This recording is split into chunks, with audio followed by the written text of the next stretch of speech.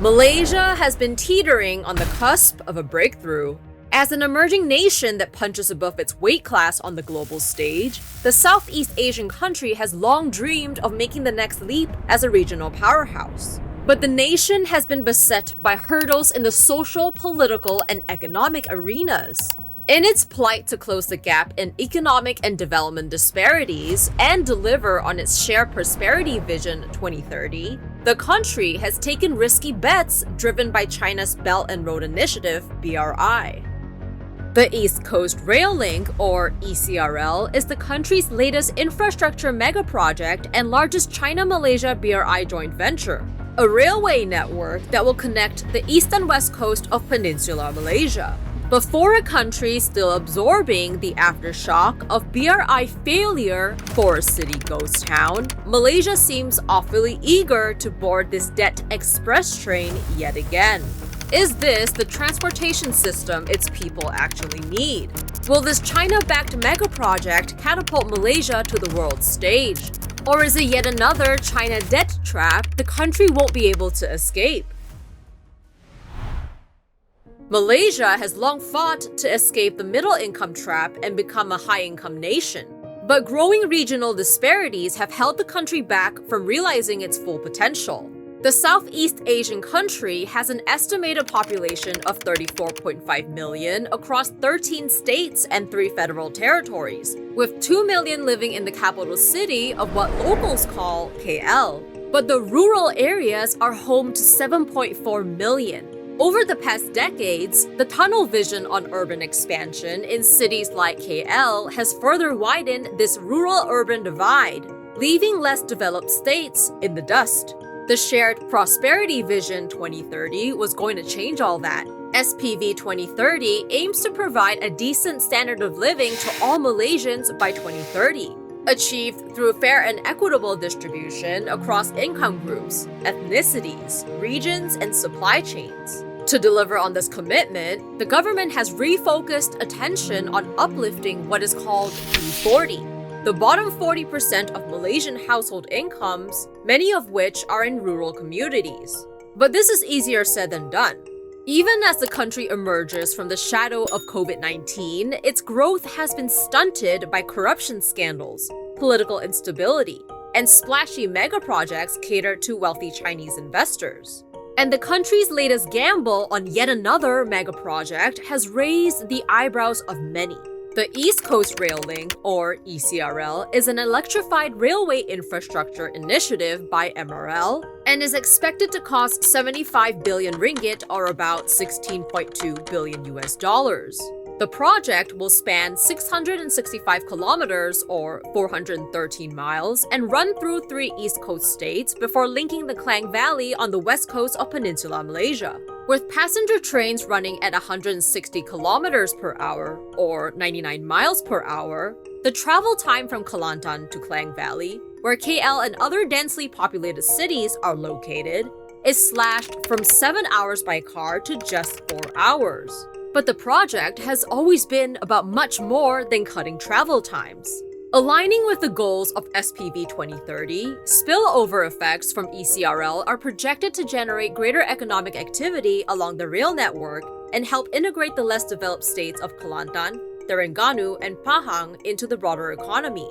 Designed to carry both passengers and freight, the railway will facilitate the movement of goods, services, and people, transforming the socio-economic landscape of less accessible areas. The project is also expected to create 23,000 job opportunities across various disciplines and skill levels, of which 70% has been designated for Malaysians, according to project officials.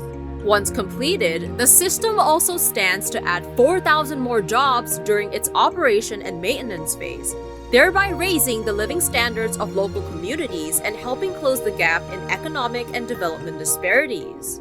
As of September 2023, the project has reached 52.9% completion and is on track to be completed by 2027. Given the high-flying ambition to graduate to a high-income nation, it is no surprise Malaysia has yet again rolled out the welcome mat for China's BRI. Welcome to our club! Welcome to our club! Welcome, Squidward! Welcome, Squidward! Welcome, Squidward! Even with the sting of failed forest city ghost town still fresh in the minds of Malaysians, the nation's leaders are quick to embrace BRI and, by extension, China's growing economic presence in the country. The biggest criticism of all, however, is that Malaysia may be becoming too dependent on China. And these flashy megaprojects are nothing more than a BRI debt trap that has claimed other emerging nations as victims. Just 1,500 miles west of Malaysia is a shining example of the grim fate awaiting the country if the BRI project goes wrong. Hambantota Port in southern Sri Lanka was intended to transform a small fishing town into a major shipping hub. Despite feasibility studies declaring the port not economically viable, Sri Lanka still pursued this dream, relying heavily on Chinese financing. But when the government struggled to repay those loans, it was forced to hand over the port for 99 years. On the day of the handover, China's official news agency even tweeted triumphantly, "Another milestone along path of Belt and Road." In light of this cautionary tale, China's BRI presence in Malaysia has become particularly distressing considering the ECRL is one of the largest single transportation infrastructure projects undertaken by Chinese enterprises overseas. Some justify it is only logical that a middle power country like Malaysia should optimize economic engagement with its largest trading partner and global powerhouse. Others argue the growing dependence on China may impinge on Malaysia's economic growth should the bilateral trade falter in the future. And the nation's leaders continue to sing the praises of how ECRL and similar BRI projects are a win-win cooperation between China and Malaysia. But their optimism is not unfounded. To make the transition into a high-income economy, drastic action needs to be taken to address regional imbalances, as well as inter- and intra-ethnic wealth disparities. The ECRL then becomes quite literally the vehicle through which the country will be able to position itself closer to the technological frontier and achieve inclusive and sustainable development across the country. The projected ECRL ridership also looks promising. The railway is estimated to transport around 5.4 million passengers annually by 2030. But critics have pointed out that these numbers may be unrealistic. The populations in the states of Kelantan, Terengganu, and Pahang only make up less than 20% of the total population in Peninsular Malaysia. Passenger use is expected to peak during festive seasons such as Chinese New Year or Hari Raya, during which many Malaysians travel home for the holidays, or as the locals call it, balik kampung. Outside of these occasions, ridership figures are likely much lower than projected and may have to run on skeleton schedules unless there is a significant tourism or economic boom in the region. Fortunately, project officials are one step ahead. The railway is expected to carry 53 million tons of cargo annually by 2030, and 70% of ECRL revenue is projected to come from freight activity. The project is also a game changer for both Malaysia's and China's trade economy. Notably, ECRL could alter regional trade routes, whereby the new links could bypass Singapore and offer exporters faster and cheaper options to reach North Asian markets. This not only enhances Malaysia's connectivity to ASEAN and Eurasia regions through the larger Pan-Asia railway network, but also aligns with China's Silk Road economic belt dream. As the rest of the world ushers in a new era of economic development, Malaysia seems to be losing its seat at the table. But perhaps with this BRI-led initiative, East Coast Rail Link, the country just might have a fighting chance to make the next leap as a high-income nation. After all, the country's enduring can-do mentality, or Malaysia Boleh, isn't just purely for show.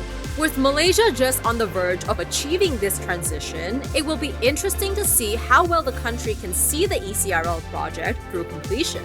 The successful implementation of ECRL will not only enable its leaders to deliver on their commitment to SPV 2030, but also help the country advance steadily toward a transformed socioeconomic landscape of shared prosperity and sustainable development. And if it plays its cards right, Malaysia may very well be able to emerge unscathed from the China Belt and Road Initiative debt trap.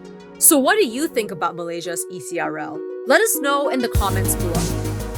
Thanks for watching. We'll see you in the next video.